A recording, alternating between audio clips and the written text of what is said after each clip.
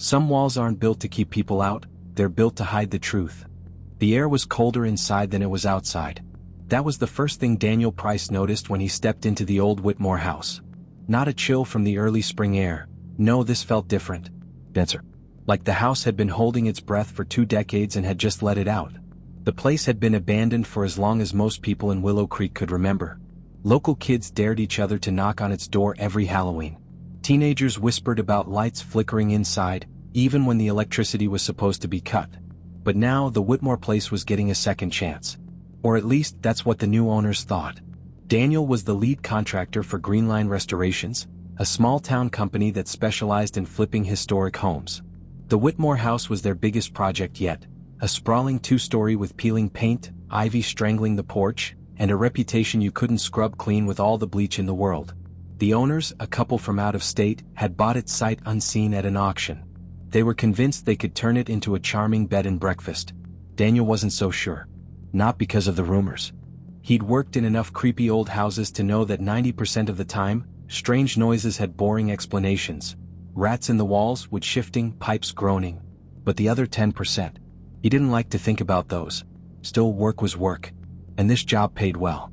The first week went smoothly, ripping up moldy carpet, pulling down water-stained wallpaper, tearing out a kitchen so outdated it belonged in a museum. It wasn't until the second week that the house started pushing back. It happened late in the afternoon. Daniel and his crew were in the basement hauling out old shelving. The place smelled like wet stone and rust, and every sound seemed to bounce too far, echoing back in ways that made it hard to tell where it started. "Hey boss," came a voice from the far corner. It was Miguel, one of Daniel's younger guys. "Yeah," Daniel called, brushing dust off his gloves. Miguel pointed to a section of the back wall, a stretch of brick that looked wrong. Newer. The mortar was cleaner, less crumbly than the rest. "You think someone patched this up after a flood or something?" Miguel asked. Daniel stepped closer, running his hand along the bricks. They were smooth, almost polished. "I don't know," he said slowly. "But this wasn't patched. This was built." Miguel frowned. Built for what? Daniel didn't answer. But the question sat in the back of his mind all evening. That night, over beers at the Rusted Nail Tavern, Daniel asked the bartender about the Whitmore house. "You know who lived there before it went empty?" The bartender, a broad-shouldered man named Carl, glanced around before leaning in. "Yeah, the Whitmore family.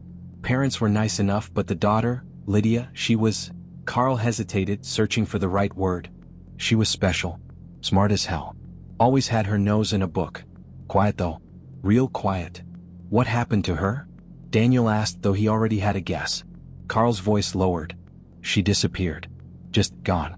One day she was walking home from the library, next day, nothing. No note, no signs of a struggle. The cops searched for months.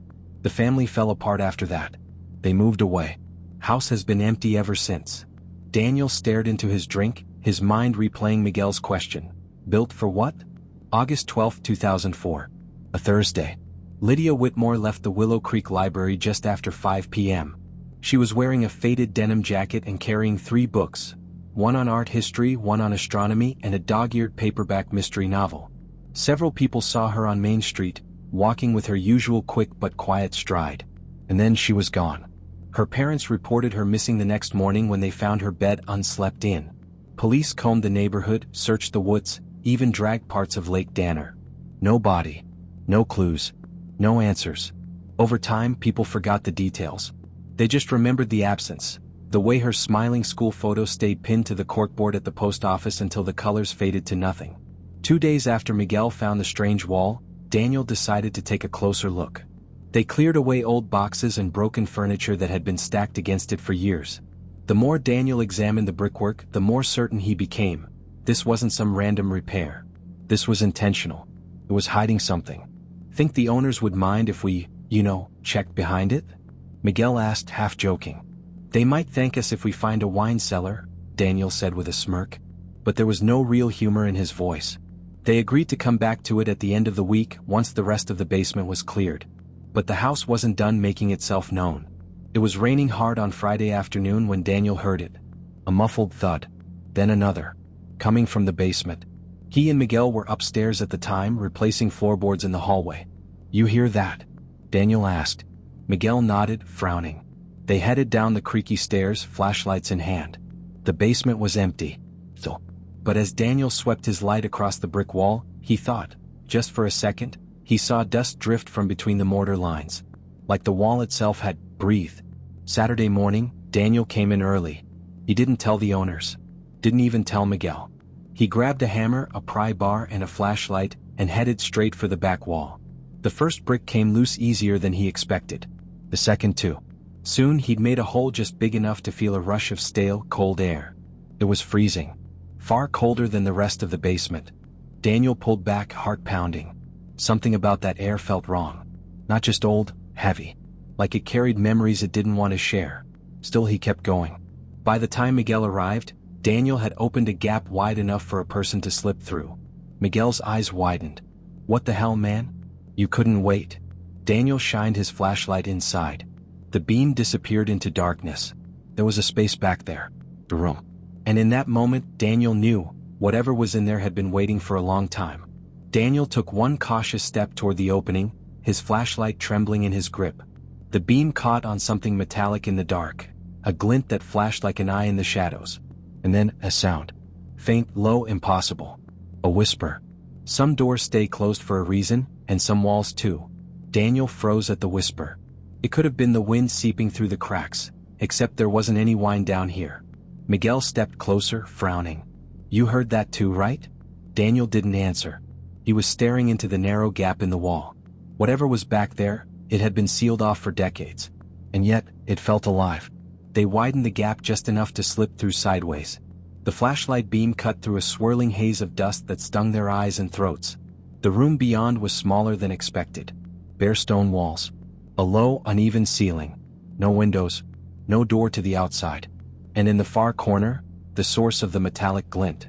It was an old iron bed frame. Rust had eaten away at its edges, but the shape was unmistakable. A tattered blanket still lay across it, stiff with age, faded to the color of ash. Miguel shifted uncomfortably. This is like a cell. Daniel said nothing. His eyes moved to the other side of the room, where a wooden chair faced the bed. A single length of rope hung loosely over the seat. They explored in silence for several minutes, careful not to disturb anything. A small table sat against the wall. On it, a dusty glass jar half filled with cloudy water. Next to it, a notebook. Daniel pulled on gloves before touching it. The cover was cracked leather, its corners chewed by time. Inside, the handwriting was cramped, hurried, desperate. Day 3, she won't talk. Just stares at the wall. Won't eat much. I can't let her go. Not yet. The next page was smeared, words blurred beyond recognition. Miguel backed away. Man, this is... He stopped mid-sentence. Daniel, look. He pointed to the far wall, where faint scratch marks ran in uneven lines. Some were shallow, others deep enough to catch the flashlight's beam. They weren't random. They formed words. Help me. Daniel closed the notebook, his chest tightening. Do you think? Miguel didn't finish the question. He didn't have to. They both knew what the town's missing girl case had looked like. No leads, no closure, no trace. And now here they were, standing in what could very well have been her prison. As Daniel swept his light along the back wall, he noticed something odd, a seam running vertically from floor to ceiling. Not a crack. More like a hidden panel. Help me with this, he said. They pressed against it, the wood groaning under their combined weight. Finally, it shifted just enough to reveal a narrow gap, not leading outside but deeper into the foundation. The air that seeped out was worse than before. It carried the smell of mildew, and something faintly metallic. Miguel shook his head. Nope. We're done. We call the cops right now. But Daniel was already leaning closer, his light catching something on the ground inside the gap, a small leather-bound object, almost swallowed by shadows. It wasn't a book.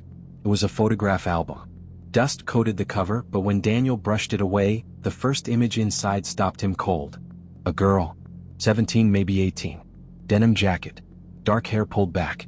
Even through the faded print, her eyes were sharp and alive. Miguel swallowed. That's her. That's Lydia Whitmore. Every page after was worse. Lydia sitting on the bed in the hidden room, Lydia asleep under the blanket, Lydia staring directly at the camera. The last photo was different. No Lydia. Just an empty bed, and the rope on the chair. Daniel's hands trembled as he shut the album. And then it came again. The whisper.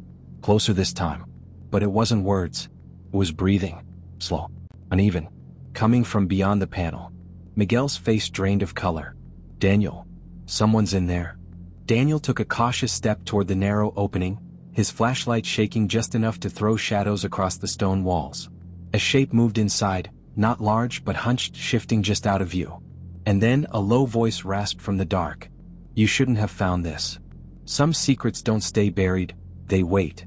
Daniel's flashlight beam wavered over the narrow gap. The air spilling from it was damp, cold, and heavy. Miguel stood a full step back, jaw tight, every muscle ready to run. The voice had been real. That wasn't just their nerves, it had spoken. Daniel crouched low, angling the light through the opening. The beam cut across stone, then nothing, then movement. A shifting shadow, too smooth to be an animal. He called out, his voice low but steady. Who's in there? Silence. Then, that breathing again. A drag in. A slow exhale. Miguel's patience cracked. No, man. We don't need this. The cops are better for. The voice cut him off. Hoarse. Broken. You have to leave. It would have been easy to turn back. Seal the hole. Pretend they hadn't found it. But easy wasn't what 20 years of unanswered questions deserved. Daniel braced his shoulder against the panel. The wood splintered with a sharp crack. The opening widened just enough for them to slip through. The smell hit first. Not decay, at least not fresh. More like layers of rot that had become part of the air itself. The space was barely larger than a walk-in closet. The floor dipped in the middle where water had pooled into a stagnant puddle. In the farthest corner, half shrouded in shadow, sat a figure. He wasn't old enough to be the original kidnapper, at least not unless the case had been wrong about everything. Late 40s, maybe early 50s. Hair unkempt, beard grown wild. His clothes hung loose on his frame, layers of flannel and wool that looked decades old. And in his lap, the same denim jacket from the photographs. Faded now. Torn at the cuff. He stroked the sleeve as if it were alive. His eyes never lifted to meet theirs. Daniel spoke first. Where's Lydia? The man's hands tightened on the jacket. She left. Left? A jerking nod. Not my fault. I told her to stay. Safer here. Out there they're worse. Miguel shifted. What are you talking about? The man's breathing turned ragged. They'll come if they know. They listen in the walls. His words slid between reality and something else, something fractured. But in his rambling, one thing became clear. He hadn't built this place. He'd found it. Against the side wall, half buried under a pile of damp cloth, Daniel spotted something rectangular. He knelt, pulling it free, an old spiral-bound ledger. Inside names. Dates. Notes in shorthand. Some crossed out. And there, the date Lydia vanished.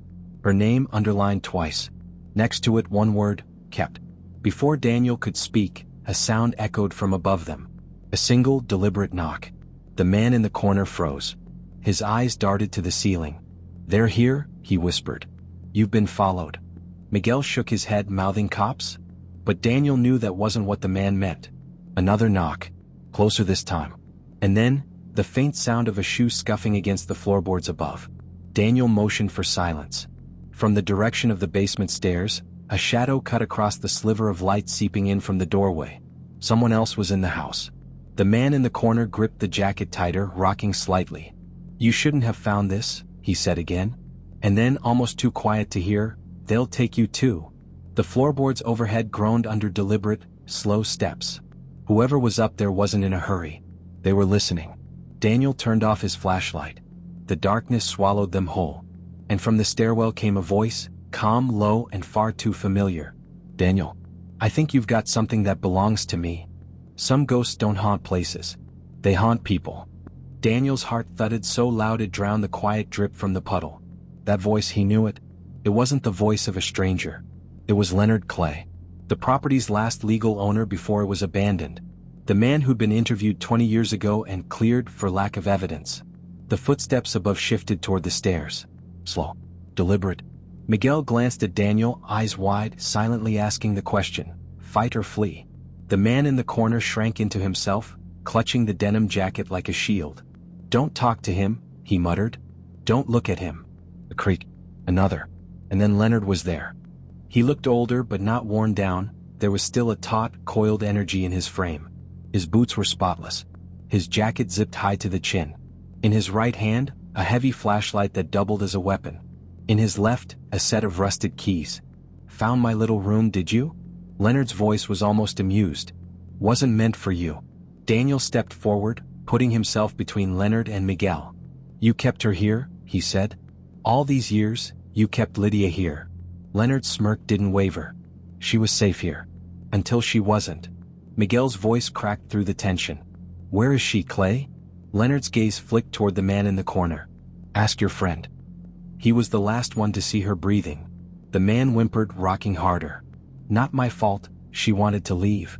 It happened fast." Leonard's hand twitched. The beam of his flashlight caught Daniel in the eyes. A step forward, too close. Daniel lunged. The two men collided, boots sliding on the damp stone. The keys clattered to the floor. Miguel dove for them, but Leonard's boot pinned them down. The struggle tipped them toward the back wall, and in the chaos, Daniel's shoulder slammed into a loose panel. It cracked open, revealing a narrow cubbyhole. Inside, a small metal tin. And inside that tin, a stack of Polaroids. Lydia. In the same denim jacket. Eyes hollow. The dates on the back stretching years past the day she was declared dead. Sirens. Faint at first, then swelling. Leonard's eyes sharpened. "You called them?" Daniel didn't answer. "You didn't have to." The boots pounding toward the house above said enough. Leonard turned, bolting for the stairs, but Miguel's tackle took him down hard.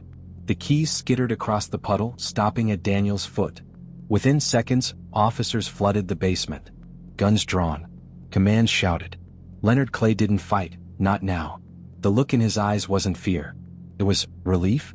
Later, in the precinct, the man from the corner finally spoke in sentences that made sense. He'd been a drifter.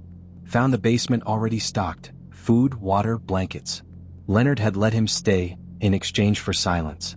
Lydia had been there, alive, for nearly 5 years after her disappearance. Then one night she vanished. Leonard claimed she'd gone on her own. The drifter swore she was taken. Her body has never been found. The photographs were enough to reopen the case, and enough to convict Leonard on kidnapping and unlawful imprisonment. But justice felt incomplete. Because sometimes the truth doesn't end in closure. Sometimes it ends in a deeper kind of haunting, knowing the last pages of someone's story were torn out and no one will ever read them. What happened in that basement didn't stay in that basement. It lived on in the people who walked out of it, and in the one who never did. So what do you think?